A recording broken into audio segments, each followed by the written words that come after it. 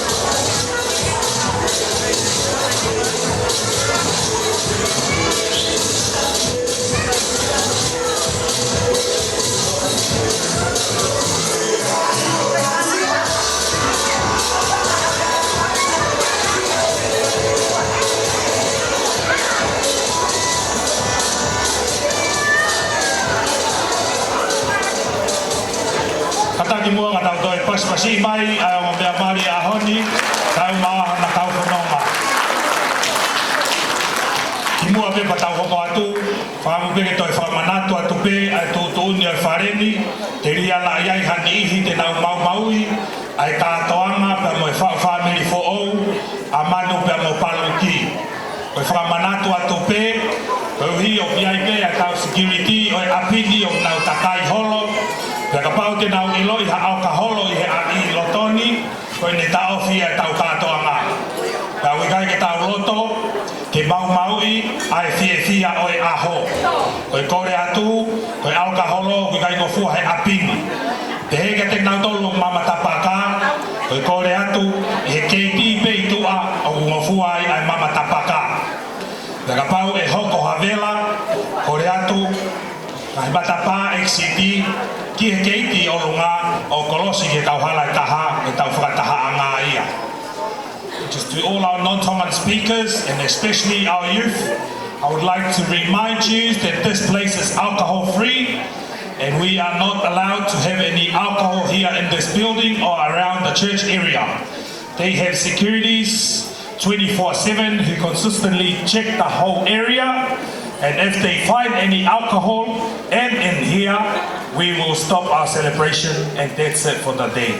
And we don't want to ruin Manu and Paluki's day, so please, we will only be here for a couple of hours and then the after party, you can drink your life away.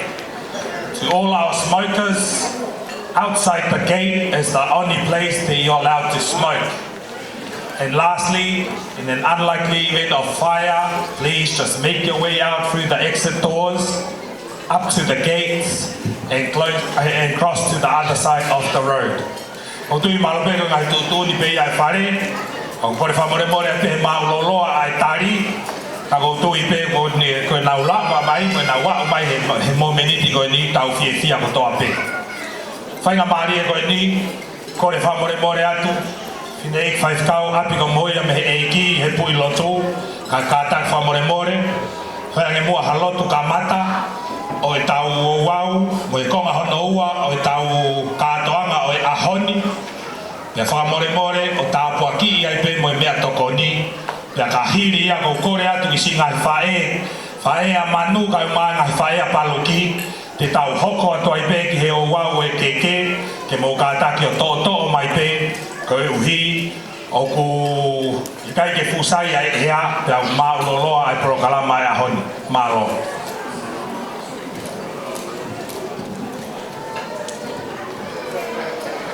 Ke tau lotu, whangai whakonga mai o tua, ke katoanga ku mau iai he ahkoin. Tua na mau whawhi lau maari a whiona i ka whea katoangani, ke mau whiawhia, ke mau melino, o hangi koe mau taitari please, oi melino koe a whiona. E ke mau hangat ke te koe, o whaftai atu hei kuna e konga urua, kau maa konga ua, pa mau hi konga tolu e tua, o katoanga pa mai maalari a honi. Mau hangat o tua ki ke tāpua ki mai i ai mo tamai kumari, kau maa ai mo family he ahkoini. Tāpu kina mai ai tangata i ki whaifkau sea, pa mai maanama katoa pe ko tō, mo te kaki, tō kaki ki heo mo tamai kumari he ahkoini. Tung mō toi ke whamanawa katoa pe ki mau tolu, i he ngahi wholofola ko mau whanongoa, ka maa e te waki o tua e katoanga o maalari. Mau whakawhea e a whion haere mai tau katoanga, ke hange pe ko maari ke na kāreri. Ke mau whakakakato e whatuniani, ke riliu pe ai mau tākakato pa mo i tau mau sia, ke mau mata mea tau wheiva ai kresi. O pe atu ai a whiona i te mautoro. Tu ai mau hapai atu e mea tukoni, amna ke mau mau, tu mua ke whamalo hea ke mau ngai sino, lawa ke whakakato ai ngai whatungia katoa pe honi, lotu e ni huawhai tamai, alo mai lau mari ma oni oni. Amen. Malo, whamalo ki whinei whaifekau, hiko e lawa e tau lotu ka mata ko ia i he tau konga hono ua kātoa mai ahoni, kore atu ke ngahi whae, whangawhae ko ia a Paluki kau mai whangawhae a manu, ke mo kātaki mua, o lawa mai mua, ke te whakakato e o wau e keke, ko ihi ka tau hoko atu. Kore mai me ngahi whae, ki mo tolu ko ia kuia tuka ho mou koloa, kau ke ilo i wharewa koko e pake kātak whamoremore. Ki tō o mai ki loto, o mau atu ho koloa, ka ua e tuku ke nau toi takai holo hono whakasi o koe. Oua te ke maa ko he ahoni. Ahoni au ke asia i he bui ho koloa au. So kore atu, mo kātaki, ki tō o mai peka tau hoko atu whakamoremore. Ngai whae, ko mou mau peka tau hoko atu ia. Malo.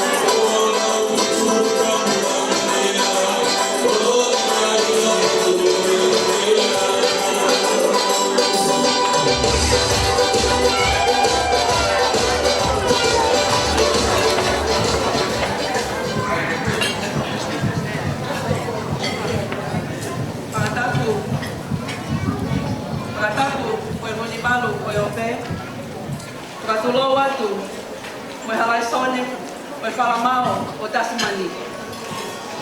Kua tapu atu, ke Hawaii, te pehe koki ke Siakumi, ko tui huo, ka mo whale matapule. Kua tapu atu ke he pai pekau, te vita whinau, te mo haa taura eiki. Kua tapu ke he o mea mali o Iahoni, te pehe koki, ke o whamiri, tau tolu ko tau teu, tau lo nuku, he malu malu e whare koe ni.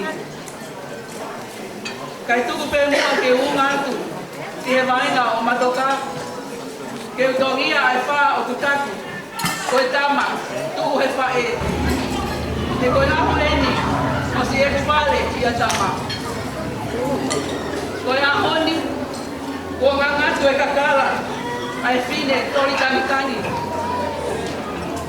Me he fue tapa, moi hala hihi fo.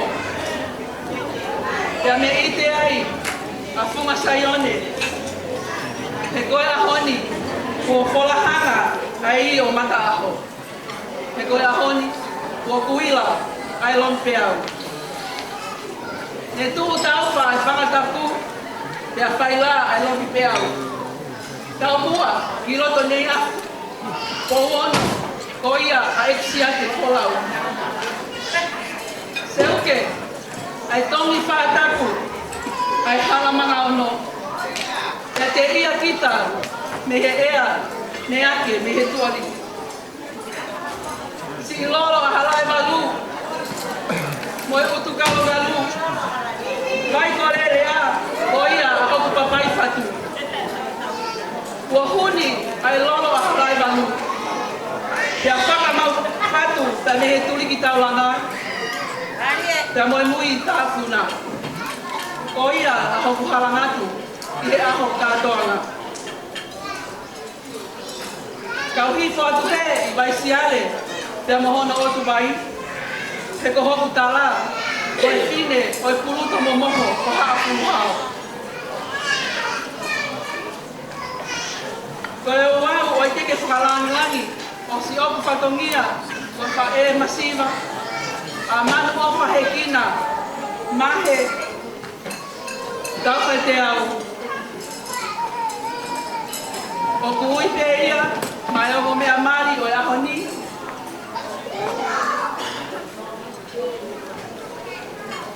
Ko hono funga ni, ko e wholowhola, ai o tua. Paluki ka momanu, ke whakamahino, o wikai ke mahuinga ai koloa o e aho koe ni. Ka koe mea o ku mahuinga. Ko e wholowhola, ka e umaa. Ai koloa wholowhola, dai whai o lo tōkaki, e tangata e kai te kau. Ko le atu ke tā mai mua tichei a whasi wawewame, ka whakahoka whatongia o e nai whae e. Malo. Check this out. DJ Derek.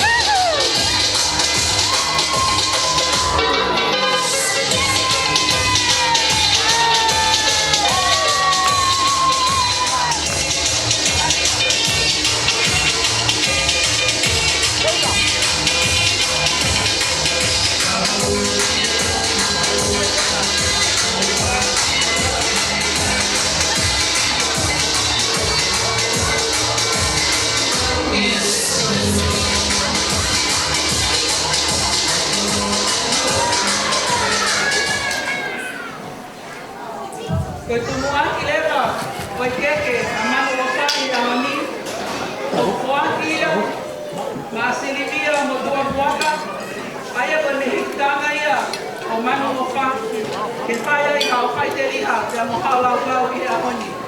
DJ, ka maha koe pasi.